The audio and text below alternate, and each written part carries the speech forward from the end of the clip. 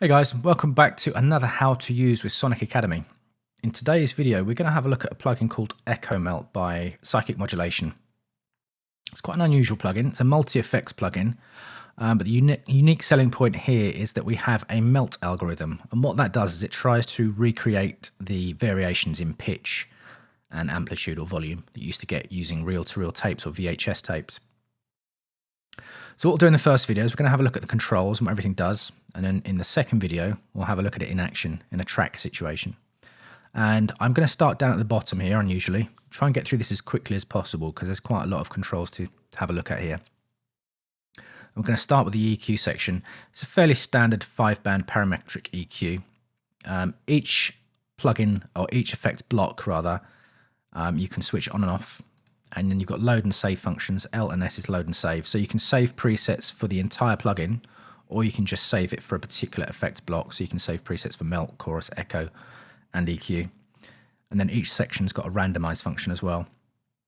So if you click the exclamation marks and question mark little box here, it randomizes the settings on each effect. Probably not very useful for EQ, but probably more useful for melt on maybe chorus. So let's just switch this off. The low and high band can be switched to low or high pass filters as well, which is useful. And then we've got controls at the top here, fairly standard EQ controls for gain for each band, and for frequency and for width or Q. You can also switch the EQ between pre-effects and post-effects locations, so you can either EQ the incoming signal or the summed total of the output. Let's just switch this off. Moving over to the output section, you've got a saturation algorithm as well. So you've got saturation drive and saturation amount. This is also useful if you want to create these old crunchy tape style effects from the 80s that we all love in synthwave these days. So switch that down. And then you've got a master volume output and a wet dry mix knob for the entire plugin. And then just underneath that, we've got preset management. If you click on the window here, you can select between any of the factory presets. You can also use the arrows left and right to flick between presets. Just go back to the one I was using. Underneath that, we've got preset menu. So you can load, save, copy, paste, swap presets, load a bank or save a bank. And you can also load or save MIDI CC maps. And you can also, leading on from that, if you right click on any of the controls, you can select or assign a MIDI CC number for each control. So that makes it much easier to kind of integrate this with your external hardware MIDI controllers. And then finally, this little shape here allows you to switch between factory bank and the initialized bank. The initialized bank gives you a list of empty presets to choose from. And I would imagine, I've not checked this in the manual, I would imagine if you buy any third-party banks for this plugin, you can switch between those here as well. Okay, moving up to the top, the meat and potatoes of the plugin. We're going to start with a melt algorithm. Now, as I said, this is trying to emulate the variations in pitch you get from using tape machines, pitch or amplitude actually. And we'll start with the controls at the top left here. You've got two speed controls. Now think of these as LFOs. One is set up for wow and one is set up for flutter. And all that really means is that one is a slightly slower fluctuation than the other. So the speed control on the left allows you to control speed between, have a look at this little readout down here, between 1 Hertz and 15 Hertz. So that's between 1 and 15 times a second. And the right hand speed control allows you to do the same thing between 15 and 30 Hertz. And then above those, you've got a little dial here that allows you to blend between those two settings. So you can either have 100% slow speed fluctuation or 100% high speed or anything in between. You can use the melt algorithm either pre-chorus or pre these two effects here, chorus and echo, or you can set it up to affect post-echo, which is after the echo or the delay unit. So if you want to have the melt algorithm acting over these other effects as well, you'd choose post-echo. Moving down to buffer, I'd like you to think about this like the same way you do your buffer settings on your DAW. So if you think about what's happening here, we've got an audio signal coming in and the plugin is effectively pitch shifting that audio signal. So it needs a little bit of time to figure out what it needs to do. Now, if you have the buffer setting set very low, it hasn't got that much time to do that, and therefore the algorithm is slightly lower quality. If you set the buffer setting higher, it's got more time to work out what it needs to do. You get a slightly higher quality audio signal coming out of the melt block, but you then run the risk of having latency or delay. And now, if you're using drum sounds, for example, that's probably going to be quite noticeable.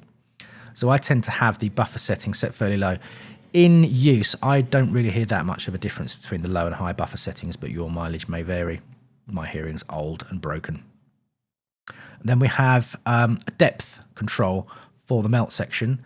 This is the overall amount of melt being applied to the signal.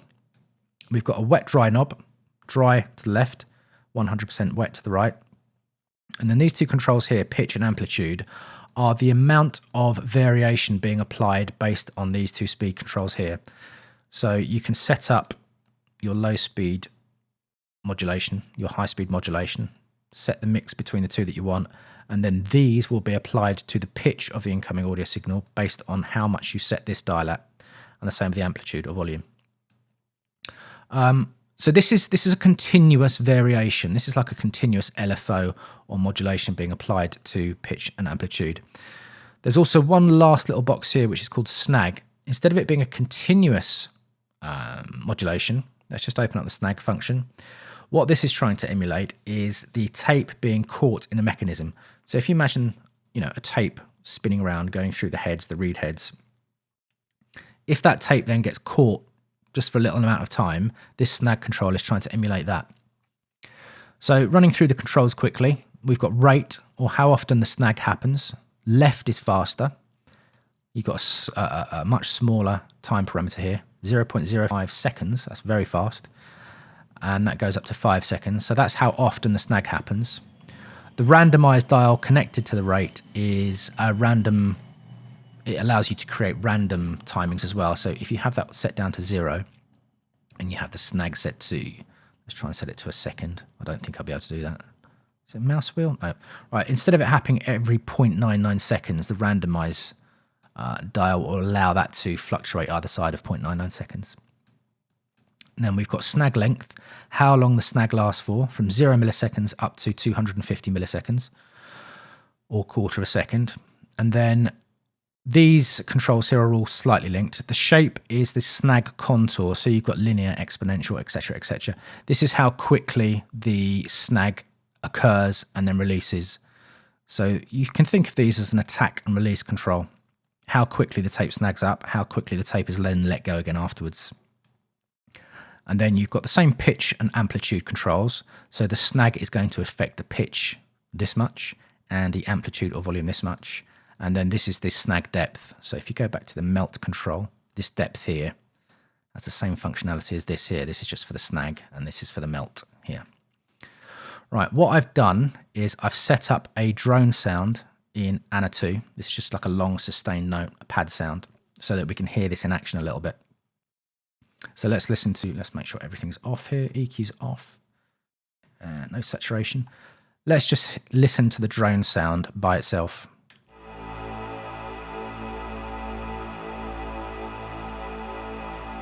Okay, because it's a long sustained note, I chose that so that we can hear the amplitude and the pitch being affected. So let's have a play with some of these controls and see what they do. First of all, I will switch the melt block on.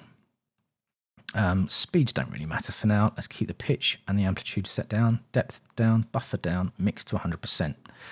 I'm going to switch the snag off for now as well. We'll have a listen to that in a second. So I'll set the depth to about 50%. And let's have a listen to the pitch being modulated by this melt.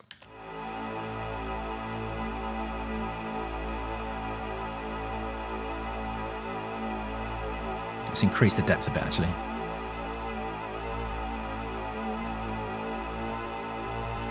So you can hear these speed controls here. If I move this slider towards the left, we're going to get a much slower speed modulation of the pitch, and then over to the right, it's a much higher speed modulation.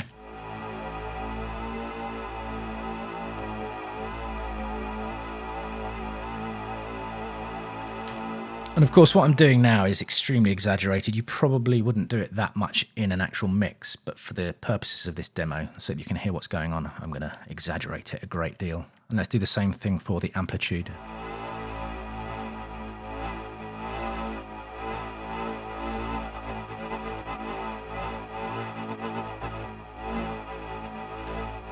So as you can hear, we're getting that tape effect, that VHS effect, this weird wibbly wobbly sound that us synthwave nerds really, really like. Right, let's switch the melt part off, depth down, pitch, amp down. Let's just quickly open up the snag function and see what that does. Remember, this is trying to emulate the tape being snagged in a mechanism. So instead of it being a continuous modulation, it's going to be a really quick one.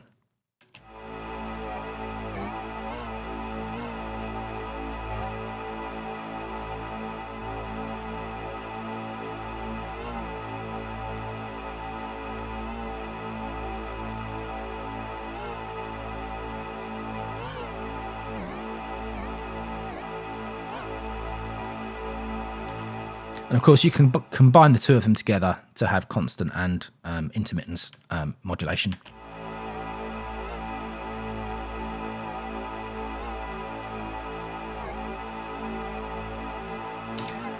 And again, that's a really extreme example that you probably wouldn't use in a mix. You might do, but just for showing you what's going on here, I'm using these extreme settings for now. Okay, that's the melt section. Switch this off, move over to the chorus section. It's a fairly simple chorus with an addition. I'm not going to spend too long on the controls here because they're fairly self-explanatory. It's a two-voice chorus. You've got the same signal repeated twice, and it's being modulated against each other. So you've got a chorus rate, which is how fast the speed is being modulated. You've got separation. What separation is doing is separating the left-hand channel and the right-hand channel modulation rate. It actually makes the second or the right-hand channel slower. So as you increase this, the right-hand channel's rate is being decreased, and that adds some stereo separation.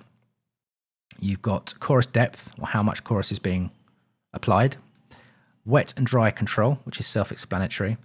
And then you've got a spread control. What this is doing is offsetting the left and the right channel in a similar way to the Hass effect. If you use the Hass effect to create stereo width, this is doing a similar sort of thing.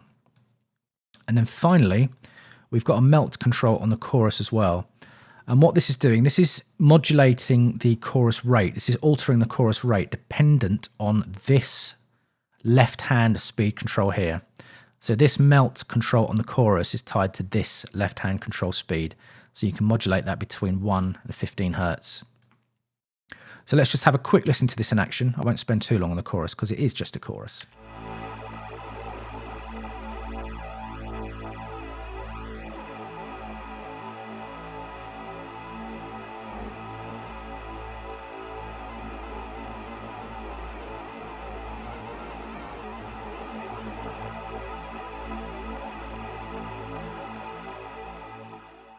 So yeah, that's another 80s style effect that you can apply to your sounds there. Okay, finally, we're going to have a look at the echo or the delay section. I've got a little arpeggiated section set up here. Let's just have a listen to that with no effects on it whatsoever.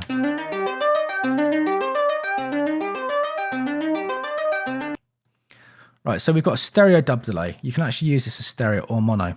If you just look at this little button here, we can switch that between stereo and mono mode. We can set the delay rates. You've got standard notes, triplets, dotted notes as well. Let's set that to 1/4 and 1/8 note. And underneath the delay rates, you've also got note length or echo length. This can also be stereo or mono. And what this does, this alters the ultimate timing of the delay rates you've set at the top here. So let's just have a quick listen to that. I'll switch it on.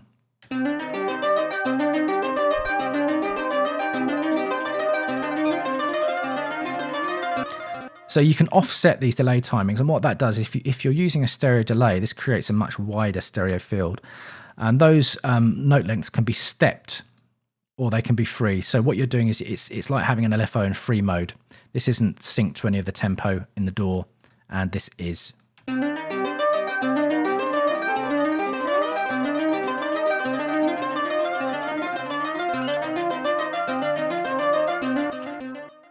Okay, then we've got delay feedback. That's fairly self-explanatory. This is the amount of the delay signal that's fed back into itself. Let's have a quick listen to that.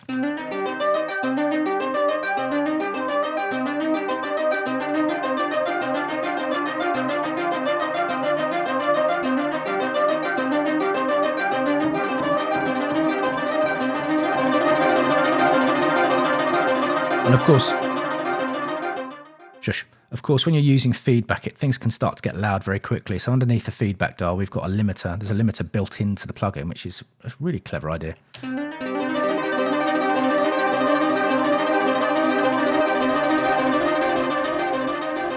And it will start to break up as you start limiting that really heavily. Limiter comes into effect as you lower it. So this is like lowering the threshold. As you pull this down, it's going to have more limiting. So let's have a listen to that again.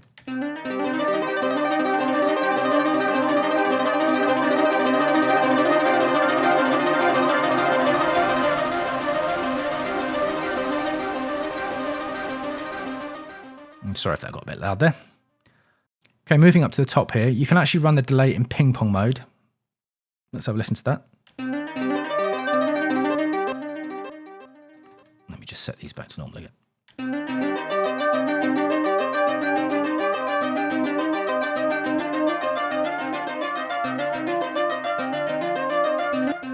And then underneath the mix knob, you've got a dry wet mix knob. We've got a high pass filter and a low pass filter, which you do usually have on delay units as well. So let's have a listen to that.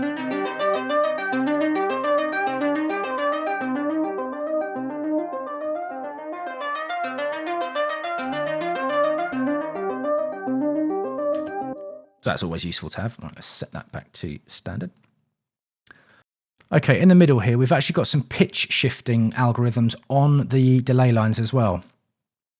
So what you've got, you can either run this once again in stereo or mono. I'm going to run it in stereo, and it allows you to pitch shift the delay lines by either semitone or octave resolution. So by standard, this is bypass, so we're not getting any pitch shifting at all. If I set this to semitone, these dials here for the left and right, these will allow you to pitch shift the left and right delay lines up or down one semitone or any kind of integer in between. So let's have a listen to that.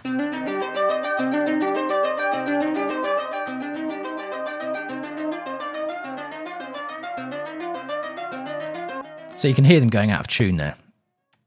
I quite often do that in conjunction with a high pass and low pass filter. Let's have a listen.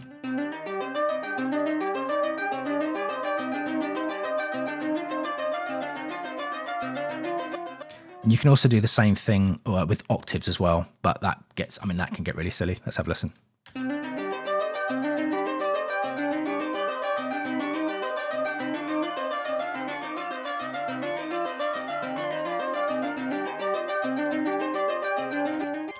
I am not sure what you'd use that for. I mean, you can sometimes you can use pitch shifting over an octave to create a shimmer style algorithm, but I've not been able to do that with this plugin yet. Maybe I just need to have a play with it. And then finally at the bottom, you have a phase dial. And what this does, it creates a phasing effect by mixing the straight pitched echoes and the pitched ones together. Let's have a quick listen to that. I'm going to set it back to semitone.